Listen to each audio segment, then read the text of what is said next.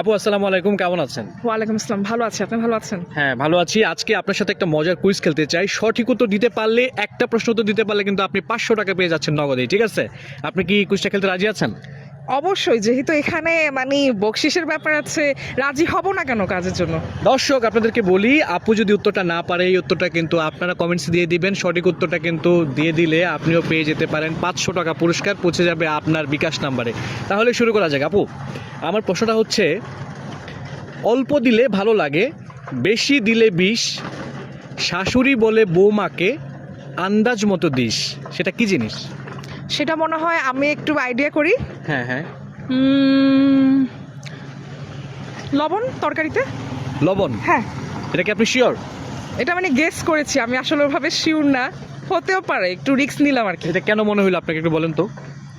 কারণ দেখা গেছে শাশুড়ি আম্মারাই তো সবসময় বৌমাকে একটু টেক কেয়ার করে বা অ্যাডভাইস দেয় ভালো মতো, ভালো ভালো পরামর্শ করে, এটার জন্য আর কি। তাই? হ্যাঁ এই জন্য আপনার কাছে এটা লবণ মনে হইলো? হ্যাঁ হ্যাঁ হ্যাঁ। দর্শক, আপু কিন্তু লবণ বলেছে। আপুর অ্যান্সারটা কিন্তু সঠিক হয়েছে। সারপ্রাইজ হয়ে গেছি।